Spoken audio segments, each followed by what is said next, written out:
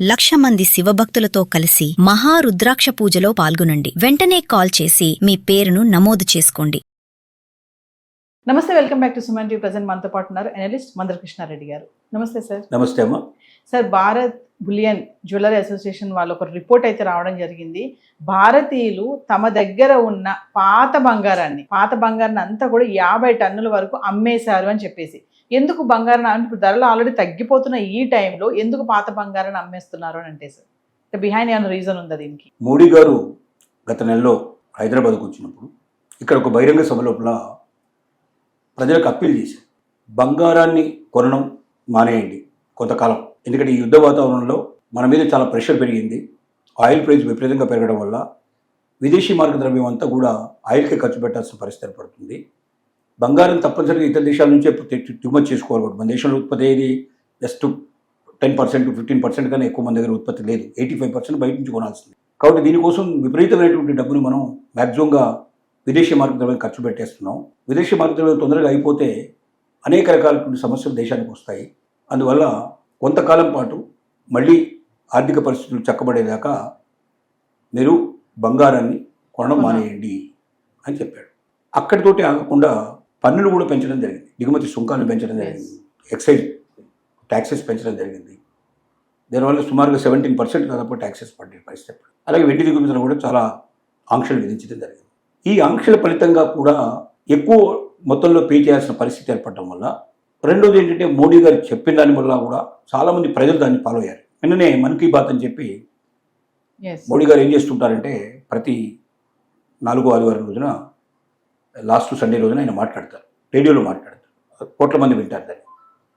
ఆ సందర్భంగా ఆయన మాట్లాడిన జూన్ నెలలో చివరిలో మాట్లాడిన దాంట్లో, నేను ప్రజల్ని ఒక అభ్యర్థన చేశాను, బంగారాన్ని కొనకూడదు అని, కొనడం తగ్గించమని. ఇంకా చాలా అడిగారు ఆయన, బంగారమే కాకుండా మిగతా విషయాలు అన్నీ అడిగారు. ఇప్పుడు మనకు బంగారం సంబంధించిన విషయం కాబట్టి మనం ప్రస్తుతం దీని వరకు మనం తీసుకుంటే కొనుద్దన్నాడు, కొంతకాలం ఆగమన్నారు. కాబట్టి నేను అభ్యర్థన చేయడం వల్ల మ్యాక్సిమంగా కొనడం మానేశారు. కొనడం మానేయడం వల్ల కోట్లాది రూపాయలు విదేశీ మార్కెట్లో మనం నిల్వ చేసుకోగలిగాం. దానివల్ల మనం దేశాన్ని కొంచెం పటిష్టంగా బలంగా ఉంచుకునే అవకాశం ఏర్పడింది.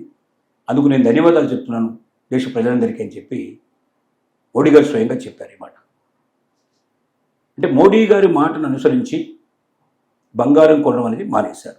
బయట నుంచి వచ్చే బంగారం కొనడం మానేశారు. రెండోది, వాళ్ళకి ఏం భయం పుట్టిందంటే, ప్రధానమంత్రి లాంటి వాడే బంగారాన్ని కొనొద్దంటున్నాడు, ఆర్థిక పరిస్థితులు బాగా క్షీణించే పరిస్థితులు కనబడుతున్నట్టున్నాయి, ఈ యుద్ధం ఆగిపోయింది అనుకుంటే 3 రోజులు ఆగిపోతుంది, 5 రోజులు నడుస్తున్న పరిస్థితి ఏర్పడింది. ఇప్పుడు కూడా పరిస్థితి అదే సిచ్యువేషన్. ఇప్పుడు ఇద్దరు రాజీ పడ్డట్టుగా 60 రోజుల పాటు దీని ఉంటుంది, 60 రోజుల తర్వాత పర్మనెంట్ చేసుకుంటానన్నారు. కానీ మళ్ళీ చర్చలకు పిలిస్తే చర్చలకు వెళ్ళలేని పరిస్థితి ఏర్పడింది. ఇద్దరు బాబులు వేసేసుకున్నారు. మళ్ళీ ఏదో మధ్యవర్తులు చేరి కాస్త ఆపారు. కానీ ఎంతకాలం ఉంటుంది తెలియదు. ఎవరికి దీంట్లో నమ్మకం లేదు, నిజాయితీ లేదు అసలు ఈ విషయం లోపల. కాబట్టి ఇటు అమెరికా అటు ఇరాన్ ఇద్దరు కూడా బీసుకొని కూర్చున్న పరిస్థితుల్లో, ఈ యుద్ధం ఎప్పుడు తగ్గుతుందో తెలియని సిచ్యువేషన్లో యుద్ధం ఇంకా కొనసాగితే ఆటోమేటిక్గా అన్ని దేశాల మీద మళ్ళీ ప్రభావం పడుతుంది, మళ్ళీ సమస్యలు చాలా పెరుగుతాయి.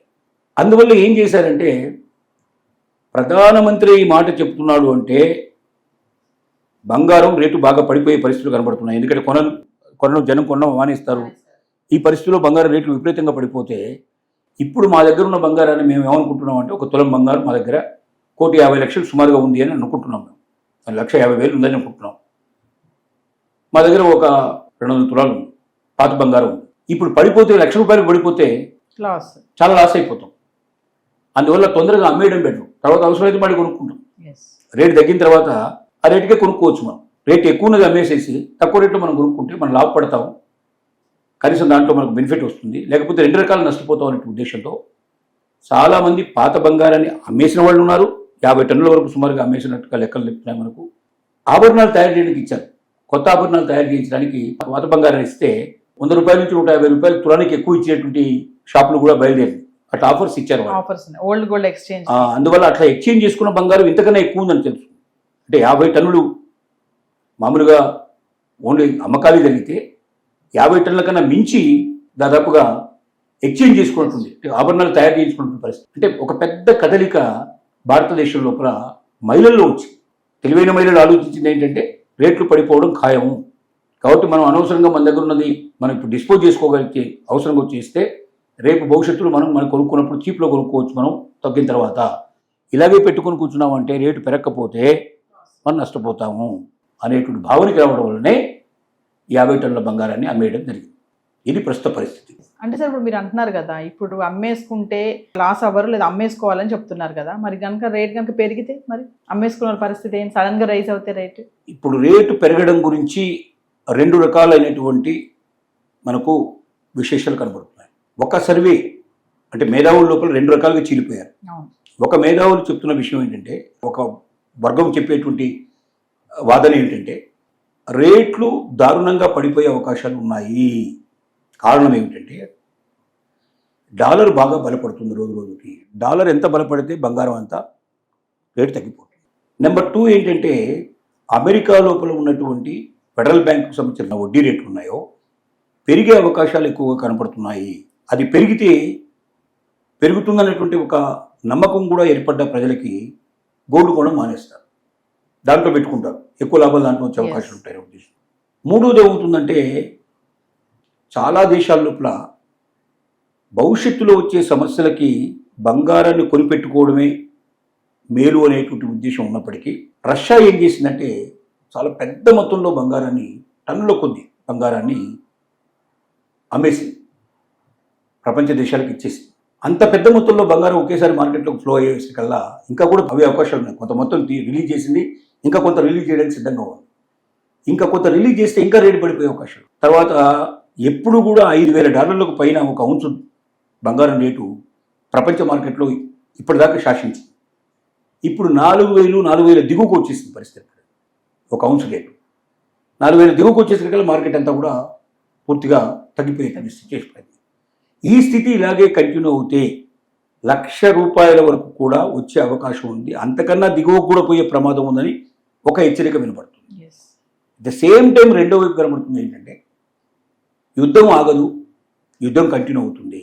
ఒకవేళ ఈ యుద్ధం కంటిన్యూ అయినట్టయితే ఖచ్చితంగా మళ్ళీ రేట్లు బగ్గుమంటాయి. ఆటోమేటిక్గా 3 లక్షల మార్కు కూడా దాటినా కూడా ఆశ్చర్యపడాల్సిన అవసరం లేదు అనేటువంటి మాట. ఇది అంటే ఇయర్ ఎండింగ్ కాకపోయినా ఫైనాన్షియల్ ఇయర్ నెక్స్ట్ ఇయర్ 31 మార్చి లోపల బంగారం 1 తులం 3 లక్షల రూపాయలు దాటినా ఆశ్చర్యపడాల్సిన అవసరం లేదు. వెండి 5 లక్షల రూపాయలు టచ్ చేసినా ఆశ్చర్యపడాల్సిన అవసరం లేదని ఇంకొక వర్గం వాదన. దానికి బలమైన కారణాలు చెప్తున్నారు, దీనికి బలమైన కారణాలు చెప్తున్నారు. కాబట్టి డోలాయమైన పరిస్థితి ఉంది ఇప్పుడు సిచ్యువేషన్. అందువల్ల బంగారం ఎవరి దగ్గర అయితే ఎక్కువ ఉందో కొంత మొత్తం తీసేయడానికి ప్రయత్నాలు ఎక్కువ జరుగుతున్నాయి. బంగారం డైలీ కొనుక్కోవాలనుకుని ఆశపడే వాళ్ళు ఎదురు చూస్తున్నారు, ఇంకా తగ్గుతుందేమో, బాగా తగ్గిన తర్వాత కొనుక్కుందాం అనే ఉద్దేశంతో ఎదురు చూస్తున్నారు.